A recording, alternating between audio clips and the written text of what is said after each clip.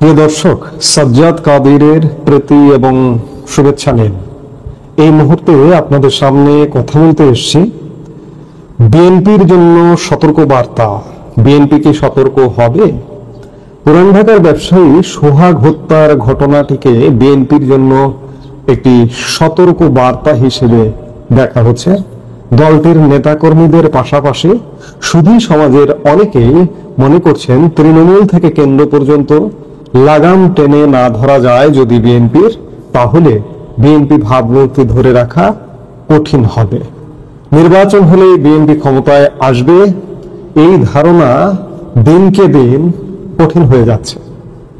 পুরান ঢাকায় যে ঘটনাটি ঘটেছে, ব্যবসায়ী সোহাগ হত্যা, এই ঘটনায় সব দায় সব দোষ বিএনপির উপরে চাপছে।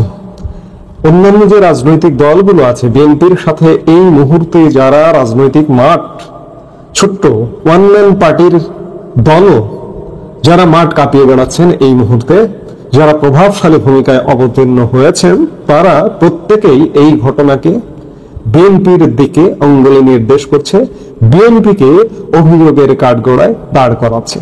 অভিযোগের কাঠগড়ায় দাঁড় করানোর যুক্তিসঙ্গত কারণও আছে, এটি অস্বীকার করবার উপায় নেই। প্রধান বাংলাদেশের দুটি রাজনৈতিক দলের একটি বিএনপি, সেই বিএনপি গত 12 মাসে প্রায় 1 বছর হতে চলল আওয়ামী লীগ সরকারের পতন হয়েছে। সারা এই 1 বছরে বাংলাদেশে যত তাণ্ডব হচ্ছে, যত সহিংস ঘটনা ঘটছে, যত মবের ঘটনা ঘটছে, এর লায়ন শেয়ার বা প্রধান অংশটা কিন্তু বিএনপির। অন্যরাও করছে। এই সাম্প্রতিক সময়ে এই যে পুরান ঢাকার ব্যবসায়ী সোহাগ হত্যার ঘটনার মধ্যে আমরা দেখলাম গত শুক্রবারে চাঁদপুরে এক মসজিদের ইমামকে চাপাতি দিয়ে কুপিয়ে জখম করতে। আমরা দেখলাম খুলনায় এক যুবদল নেতাকে গুলি করে এবং পায়ে রক কেটে হত্যা করতে। সেই বিষয়গুলো কিন্তু খুব একটা আলোচনায় আসছে না। তারা সেই ঘটনাগুলো কারা করেছে?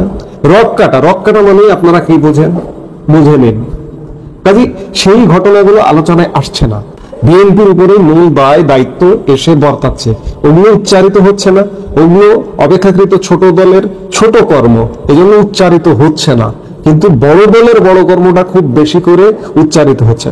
আরেকটি বিষয়, সামগ্রিক অবস্থা দৃষ্টে মনে হচ্ছে যে এই মুহূর্তে সরকার চালাচ্ছে। আমি গতকালকের ভিডিওতেই বলেছি যে মনে হচ্ছে বিএনপি, মানে এই অভিযোগে অভিযুক্ত করার ধরন দেখে কিন্তু সরকার তো অন্য জায়গায় থেকে চলছে।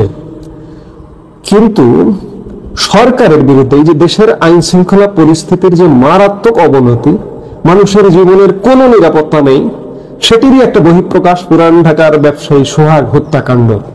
আইন শৃঙ্খলা বাহিনী যদি অ্যাক্টিভ থাকতো, আইন শৃঙ্খলা যদি স্বাভাবিক থাকতো, তাহলে এই ঘটনাটি ঘটতো না। এই দায় বা এই দোষ কিন্তু এই ঘটনাকে কেন্দ্র করে সরকারকে কেউ দিচ্ছে না। সব দায় সব দোষ বিএনপির উপরে। এক কথায় যদি বলি, এই পুরান ঢাকার ব্যবসায়ী হত্যাকাণ্ডটিকে কেন্দ্র করে বিএনপি বেশ বড় ধরনের চাপের মুখে পড়েছে এবং গত 2 দিন যাবৎ শুক্রবার শনিবার বিএনপির সারা বাংলাদেশে 50-এর অধিক অফিসে হামলা করে পুড়িয়ে দেওয়া হয়েছে। বিএনপি মহাসচিব মির্জা ফখরুল ইসলাম আলমগীরের ছোট ভাই ঠাকুরগাঁ জেলা বিএনপির সাধারণ সম্পাদকের গাড়িতে গতকালকে হামলাও হয়েছে। সেটি বিএনপিরই এক সম্মেলনে গিয়ে বিএনপিরই এক গ্রুপ করেছে যদিও বা, কিন্তু বিএনপির জন্য রাজনীতি এই মুহূর্তে আসলে সুখকর নয়। আমি শুরুতেই যেটি বললাম যে নির্বাচন হলেই যে বিএনপি ক্ষমতায়, সেই জায়গাটা বিএনপির কাছ থেকে যেন দূর থেকে দূরে সরে যাচ্ছে। আপনারা জানেন যে সাম্প্রতিক সময়ে সংস্কার নিয়ে বা ঐক্যমত্য কমিশনের ম্যারাথন বৈঠক চলছে। এই ম্যারাথন বৈঠকে একটি বিষয় খুব আলোচনায় আলোচিত, সেটি হচ্ছে পিআর পদ্ধতির ইলেকশন। একমাত্র বিএনপি চায় না যে পিআর পদ্ধতির ইলেকশন হোক। তো সেই জায়গায় অন্যান্য যে ছোট রাজনৈতিক দলগুলো, এমনকি জামাত, আমি ছোট রাজনৈতিক দলগুলোর ক্ষেত্রে যদি জামাত থেকে ধরি, জামাত থেকে অন্যান্য ইসলামী আন্দোলন ইত্যাদি যে সব বিভিন্ন দল আছে সেগুলো যদি ধরি, সবাই চায় পিআর পদ্ধতি। এবং এই পিআর পদ্ধতি নিয়ে বিএনপির উপর কিন্তু একটা চাপ বজায় রেখেছে তারা। এবং চাপ বজায় রাখতে রাখতেই এই পুরান ঢাকায় এত বড় একটি ঘটনা ঘটে গেল। এই ঘটনা ঘটে যাওয়াতে অন্যান্য রাজনৈতিক দলগুলো যেন বিএনপির প্রতি আরো চাপ জারি রাখার একটা সুযোগ পেয়ে গেল। এই সুযোগ পাওয়া থেকে আমি বললাম যে বিএনপি অফিস পোড়ানো হয়েছে, বাংলাদেশের প্রায় প্রত্যেকটি শিক্ষা প্রতিষ্ঠানে মিছিল মিটিং হয়েছে, বিক্ষোভ হয়েছে। সেসব বিক্ষোভ থেকে সরকারের বিরুদ্ধে নয়, বিএনপির বিরুদ্ধে বিষোদ্গার গাওয়া হচ্ছে, তারেক রহমানের বিরুদ্ধে বিষোদ্গার গাওয়া হচ্ছে। অনেকে এই ঘটনাটিকে এভাবে দেখছেন যে ইতিমধ্যে আওয়ামী লীগকে শেষ করে দেওয়ার, আওয়ামী লীগ সরকারের পতন ঘটানো হয়েছে, আওয়ামী লীগের রাজনৈতিক কার্যক্রম করতে দেওয়া হচ্ছে না, সরকারি প্রজ্ঞাপন জারি করে আওয়ামী লীগের কার্যক্রম নিষিদ্ধ করে রাখা হয়েছে। সেই ধারাবাহিকতায় আর এক প্রধান রাজনৈতিক দল বিএনপিকেও নিশ্চিহ্ন করে দেওয়ার একটা ষড়যন্ত্র হচ্ছে। যেটি হোক, সরকার ব্যর্থ, আমরা বিভিন্ন সময়ে বিভিন্ন বক্তব্যে বলছি, কিন্তু রাজনৈতিক দল হিসেবে বিএনপি হাজারো চেষ্টা করে এখনো পর্যন্ত ব্যর্থতার পরিচয় দিচ্ছে। আজকে দেশে যে অরাজক পরিস্থিতি, এর প্রধান কারিগর বিএনপি, এবং বিএনপি অরাজক পরিস্থিতির বিরুদ্ধে বিএনপির হাই কমান্ড ব্যবস্থাও নিচ্ছে। বিএনপি এ যাবৎ 4000 ঘটনার ব্যবস্থা নিয়েছে, 4000-এর উপরে ব্যবস্থা নিয়েছে, কিন্তু তারপরেও কোনোভাবে কন্ট্রোলে আসছে না।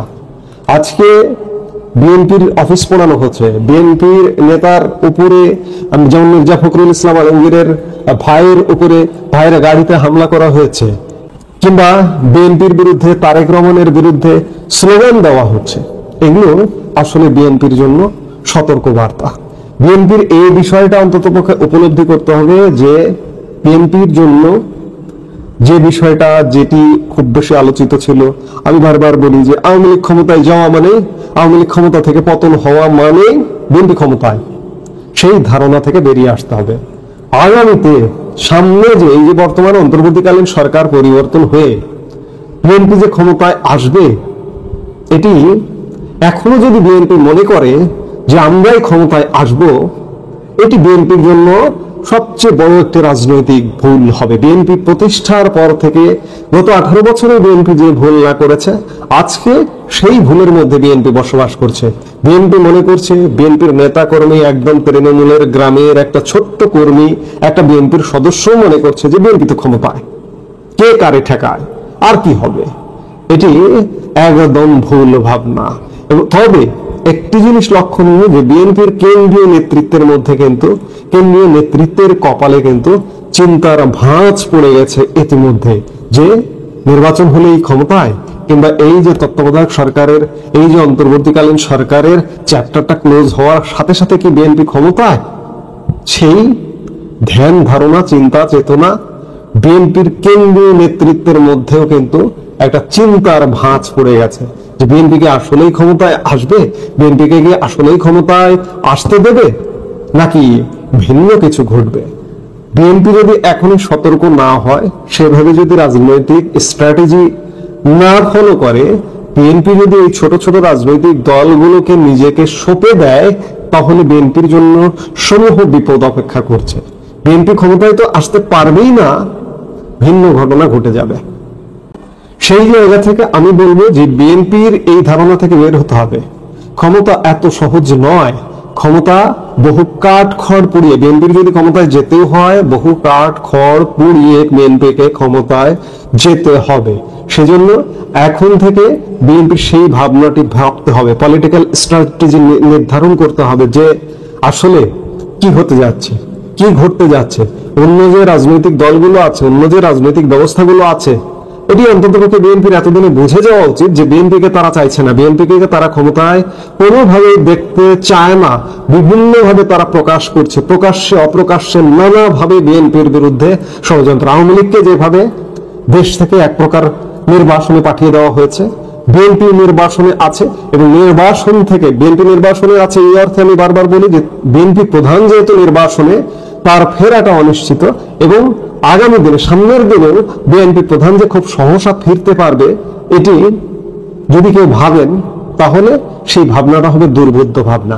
সেই জায়গা থেকে বিএনপির এখনই পরিকল্পনা করতে হবে যে আসলে আগামী রাজনীতি কিভাবে হবে।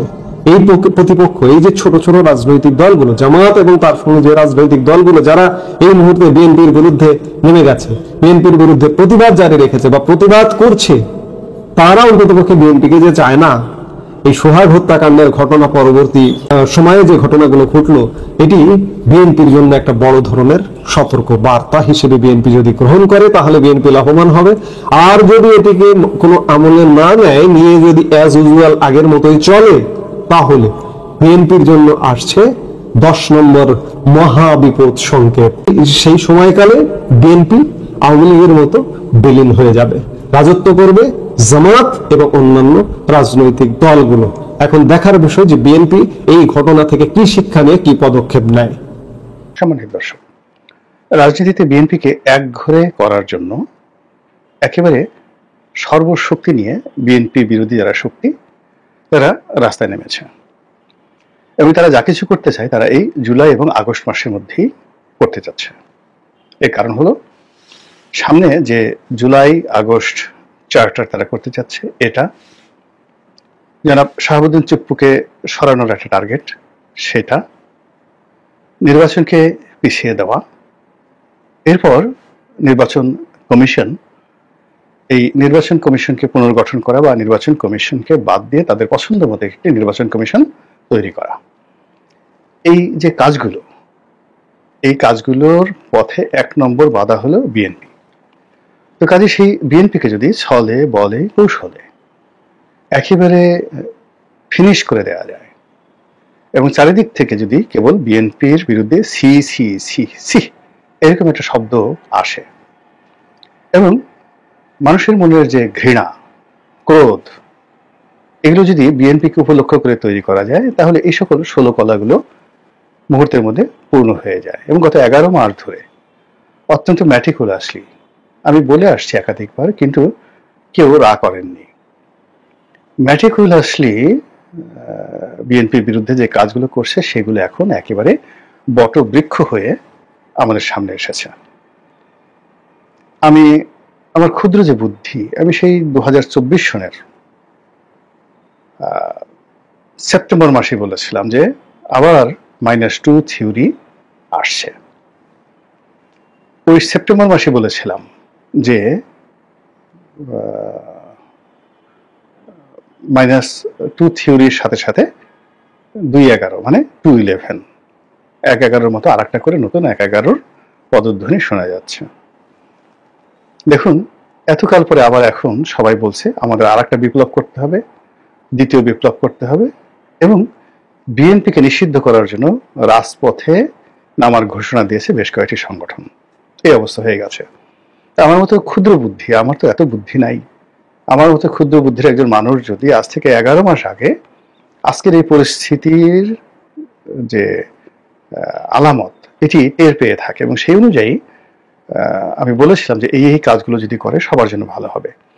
এখন যে একটা পরিস্থিতি তৈরি হয়েছে, এতে করে বিএনপির ক্ষতি হবে, যারা বিএনপির ক্ষতি করবে তাদেরও ক্ষতি হবে, তাদের যে লাভ হবে একেবারেই না। পুরো জিনিসটি একটি তৃতীয় পক্ষের কাছে চলে যাবে, পুরো ক্ষমতাটি, এবং প্রায় সবাই মোরাললেস, আওয়ামী লীগ, বিএনপি থেকে শুরু করে সবাই, জামাত থেকে শুরু করে সবাই ক্ষতিগ্রস্ত হবে এই নতুন যে একটা পরিবেশ তৈরি হয়েছে। তো যেটা বলছিলাম সেটি হলো, বিএনপির এই যে বর্তমান যে অবস্থা, এই অবস্থা হঠাৎ করে এইভাবে তৈরি হলো কেন? এই বিষয়গুলো কি বিএনপি এখন পর্যন্ত বুঝতে পারছে যে কেন বিএনপির বিরুদ্ধে সমস্ত মানুষ বিক্ষুব্ধ হয়ে যাচ্ছে, এবং এটার পেছনে পলিটিক্সটা কি? আমি ঠিক ওই যে 11 মাস আগে বললাম যে আমার মাথায় ঢুকে না যে সারা বাংলাদেশে আর্মি ডিপ্লয় করা আছে, তাদের ম্যাজিস্ট্রেসি ক্ষমতা দেওয়া আছে, কিন্তু চোখের সামনে চাঁদাবাজি হচ্ছে এবং বিএনপির নাম ভাঙিয়ে চাঁদাবাজি করা হচ্ছে, কেউ কিছু বলছে না। আচ্ছা, 2 নম্বর হলো যে থানাতে বিএনপির যারা লোকজন যাচ্ছে, 400, 500, 1000, 1500 লোককে আসামি করে মামলা করতে যাচ্ছে, আর থানা ঢালাওভাবে সেই মামলা নিয়ে নিচ্ছে। তারপর সেখানে শেখ হাসিনা 1 নম্বর আসামি, বাকি 1000, 1500 আসামি করে তাদের কাছে টাকা দাবি করা হচ্ছে, টাকা আদায় করা হচ্ছে, অনেকের সাথে নেগোসিয়েশন করা হচ্ছে, অনেকে এফিডেভিট দেওয়া হচ্ছে। এই যে সাজানো মামলা, এই মামলার সঙ্গে 100% কেন বিএনপি যুক্ত হয়ে যাচ্ছে? কেন জামাতের কোনো লোক মামলা করছে না? কেন এনসিপির নাহিদের আব্বা, সুজিব ভুঁইয়ার বাবা, নানা, খালু তারা মামলা করছেন না? মামলা কেন বারবার বিএনপির লোক করছে? কিংবা ধরুন যে মবগুলো ঢাকা শহরে হচ্ছে, কিন্তু গ্রামে যে মবগুলো হচ্ছে, আওয়ামী লীগের নেতাদের বাড়ি লুট, খামার লুট, সবকিছু লুট, তারা কারা করছে? বিএনপির লোকজন করছে, এবং সেখানে বিএনপির বদনাম চলে আসছে। এবং এই কাজটি ওই এলাকার ওসি বা যিনি সেনাবাহিনী কর্মকর্তা, জাস্ট ম্যাটার অফ 1 মিনিট তাদেরকে দমন করা। কিন্তু এই কাজগুলো করতে দিয়ে আজকে বিএনপিকে যে দুর্নাম এবং বদনামের ভাগিদার করা হলো, এবং একটা বড় রাজনৈতিক দলের সকল রাজনৈতিক সম্ভাবনাকে শেষ করে দেওয়া হলো, এটা কারা করলো? আর বিএনপি কেন এরকম একটা জিনিস হবে এটা বুঝতে পারলো না? বিএনপি কেন এর বিরুদ্ধে প্রিকশন দিল না? আমি একটা লেখা লিখেছিলাম বিএনপির কেন্দ্রীয় নেতাদেরকে উদ্দেশ্য করে। আমি যখন সেই আগস্ট মাসের 5 তারিখের আগে কোনো টকশোতে কথা বলতাম বা কোনো পত্রিকায় লেখা লিখতাম, ওটা বিএনপির নেতারা 2-3 বার করে পড়তেন, টেলিফোন করে আমার সাথে কথা বলতেন, খুবই তারা কৃতজ্ঞতা প্রকাশ করতেন। কিন্তু আগস্ট মাসের 5 তারিখের পরে তাদের অনেকের অবস্থা এমন হয়ে গেছে যে তারা যেহেতু ক্ষমতা চলে আসছে, ফলে তাদের কোনো কিছু পড়তে হবে না, জানতে হবে না, কোনো কিছু ভাবতে হবে না, ক্ষমতা তাদের একেবারে শতভাগ নিশ্চিত। আমি সেই যে নিবন্ধ নয়া দিগন্তে লিখেছিলাম বিএনপিকে উদ্দেশ্য করে সেপ্টেম্বর মাসে 2024 সালে, যে বিএনপির উচিত ইমিডিয়েটলি, বিএনপির সমস্ত যন্ত্রণার মূল হলো তার কমিটি। মূলত গত 15 বছর ধরে বিএনপির বেশিরভাগ নেতাকর্মী কমিটি বাণিজ্য করেছে।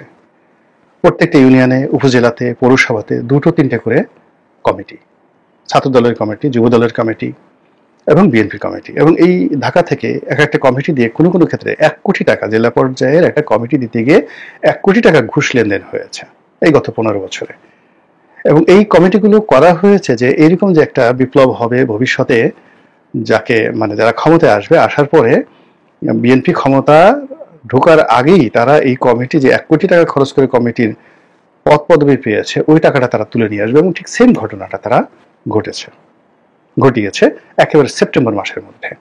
ফলে সারা বাংলাদেশে এই যে বিএনপি যে নিজেদের মধ্যে 150 খুন, অন্তর্দ্বন্দ্ব, ওই যে 3-4টা কমিটি নিজেরা মারামারি করছে, এবং তারা যেহেতু টাকা দিয়ে কমিটি নিয়েছে, সেই কমিটির টাকা উসুল করার জন্য তারা এখন কোনো আইন কানুন মানছে না, কাউকে মানছে না, তাদের কোনো আদর্শ নেই, কিছু নেই, শুধুমাত্র তারা যে টাকা দিয়ে কমিটিতে নেতা হয়েছে সেই টাকাটা তাদের উসুল করতে হবে, এবং এটা ইটস ইনভেস্টমেন্ট।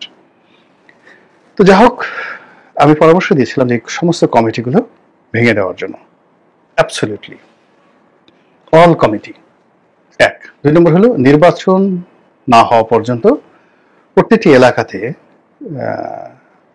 নির্বাচনী এলাকা কেন্দ্রিক 300টি নির্বাচনী এলাকা, এই নির্বাচনী এলাকায় একজন প্রার্থী থাকবে, একজন সিঙ্গেল প্রার্থী ঘোষণা করে দেওয়া হবে, এবং সেই প্রার্থীর উপর দায়িত্ব থাকবে এলাকার আইন শৃঙ্খলা রক্ষা করা, তার মনের মতো করে কমিটি গঠন করা, বা তার মনের মতো করে সংগঠন চালানো।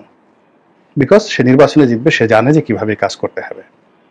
যদি এরকম কোনো প্রার্থীর বিরুদ্ধে বদনাম আসে, সঙ্গে সঙ্গে সেই প্রার্থীকে বাদ দিয়ে নতুন প্রার্থী দেওয়া।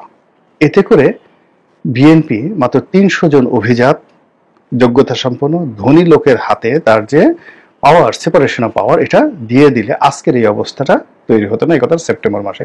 কিন্তু বিএনপির কেউ এটা পড়েনি। যখনই পড়েনি তখনই আমার কাছে মনে হয় যে বিএনপি আজকের যে অবস্থায় পড়ছে, এই অবস্থায় পড়বে, এবং সেই ঘটনাটাই কিন্তু ঘটে গেছে। এখন আজকে লক্ষ্য করুন যে সারা বাংলাদেশে আইন শৃঙ্খলা রক্ষা করছে কারা? সেনাবাহিনী। আমরা তো কেউ তাদেরকে, জেনারেল ওয়াকারকে গালি দিচ্ছি না যে জেনারেল ওয়াকার চাঁদা নিচ্ছে। সেনাবাহিনী কোনো কর্নেল ঘুষ খেয়েছে, ব্রিগেডিয়ার ঘুষ খেয়েছে, কোনো একটা জায়গাতে আওয়ামী লীগের লোকজনকে ধরে সেখান থেকে সেনাবাহিনীর লোকজন টাকা আদায় করেছে, এরকম একটা সিঙ্গেল উদাহরণ তো আসেনি।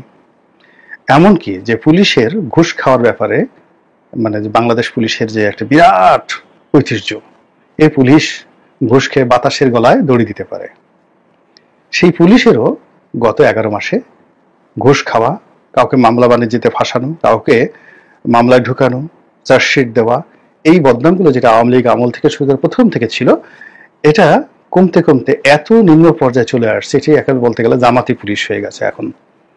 মানে তারা নামাজ পড়ে, দোয়া দরুদ পড়ে, তসবিহ তাহলিল করে, আর বিএনপির লোকজন তাদেরকে যেভাবে ব্যবহার করতে চায় ওইভাবে তারা ব্যবহৃত হয়ে চুপচাপ বসে থাকে। বিএনপির লোক যত বদনাম সব বিএনপির লোকের হচ্ছে। এই যে কাজটি হচ্ছে 11 মাস ধরে, বিএনপি যদি নাকে তেল দিয়ে ঘুমায়, বিএনপি যদি খালি বক্তৃতা দেয়, বিবৃতি দেয়, বা তারেক রহমান সাহেব লন্ডন থেকে শুধু যদি সতর্ক করে চক্রান্ত হচ্ছে, কাজ হবে না তো। এখানে it's the time to show the action, to take the necessary action. এখানে রিয়াকশন দেখালে কাম হবে না, অ্যাকশন দেখাতে হবে। সেই কাজটি বিএনপি করেনি।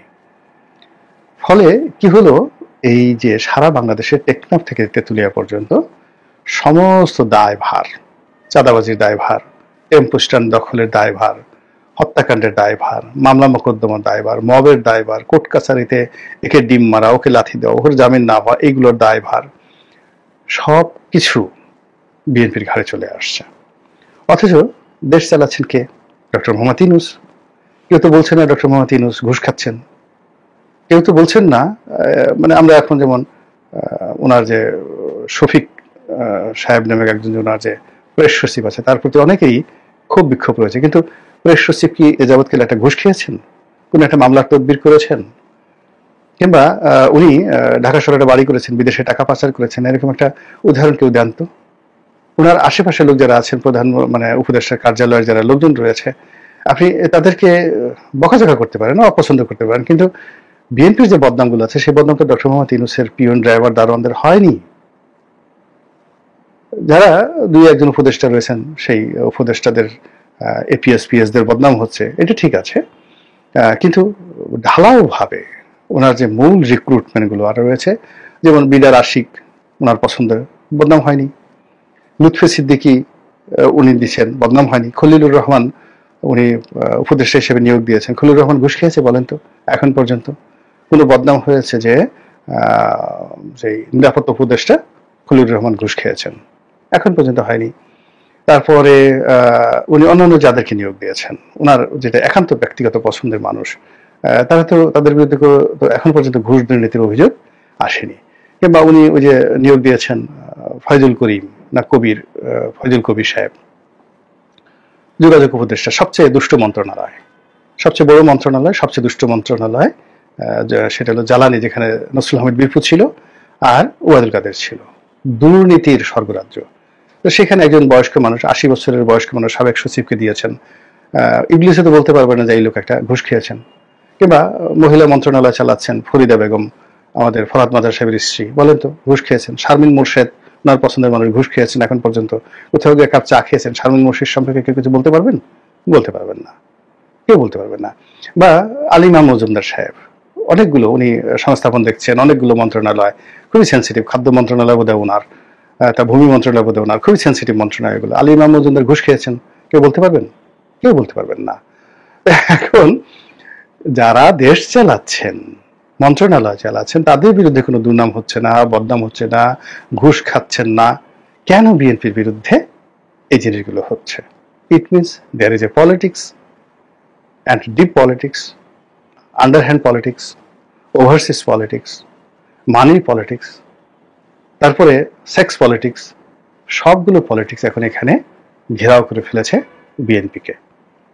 তো বিএনপিতে অনেক প্রাজ্ঞ অভিজ্ঞ নেতা রয়েছেন, দেশ চালানোর অভিজ্ঞতা তাদের রয়েছে। তো তারা এই জিনিসগুলো যদি সেপ্টেম্বর মাসে 2024 সালের, অক্টোবর মাসে 2024 সালের তারা যদি সতর্ক হতেন এবং সেইভাবে যদি সবকিছু করতেন, তাহলে আজকের যে দুর্ভোগ এবং দুর্দশা, ঢাকার রাস্তায় যেভাবে তারেক রহমান সাহেবকে নিয়ে কথা হচ্ছে, বিএনপিকে নিয়ে যেভাবে কথা হচ্ছে, বিএনপির শীর্ষ নেতৃত্ব নিয়ে যে ধরনের নেতিবাচক কথাবার্তা হচ্ছে, এটা এমন একটা জায়গাতে চলে গেছে, পয়েন্ট অফ নো রিটার্ন। এখান থেকে ফিরে আসার কোনো সুযোগ নেই। পরিস্থিতি এমন একটা জায়গাতে হয়ে গেছে, রোগ এমন হয়ে গেছে, এই রোগের দুর্ভোগ এবং দুর্দশা পোহাতেই হবে। এবং এই দুর্ভোগ দুর্দশা না উপভোগ করে কাঙ্ক্ষিত মাকামে পৌঁছা যাবে না। ধরেন আপনি যাবেন চট্টগ্রামে, মধ্যে নদীর ব্রিজ ভেঙে গেছে, আপনি ফেনী নদী পার হতে হবে সাঁতরে বা যে কোনো ভাবে, তো সাথে আপনি চট্টগ্রামে যেতে পারবেন না, নো ওয়ে। এখন এখানে একই অবস্থা। ঠিক সেম অবস্থা কিন্তু আওয়ামী লীগের হয়েছিল। মানে আওয়ামী লীগ যে অপকর্মগুলো করেছিল এবং আওয়ামী লীগ যে দেশি এবং বিদেশি চক্রান্তের মধ্যে পড়েছিল, আজকের যে পরিণতি, এই পরিণতি ছাড়া আওয়ামী লীগের কোনো রিটার্ন করার কোনো ওয়ে ছিল না। এই পরিণতি ভোগ তাদেরকে করে ভবিষ্যতে যদি তাদের পুনর্বাসন হয় সেটা ভিন্ন একটা বিষয়। কিন্তু এরকম 11 মাসে এমন কিছু পরিবেশ পরিস্থিতি তৈরি হয়ে গেছে বিএনপির জন্য, যেটার পরিণতি বিএনপিকে ভোগ করে তারপরে তাদেরকে নেক্সট কোর্স অফ অ্যাকশনে যেতে হবে। আল্লাহ আমাদের সবাইকে হেদায়েত দান করুন এবং হেফাজত করুন। আসসালামু আলাইকুম ওয়া রাহমাতুল্লাহি ওয়া বারাকাতুহু।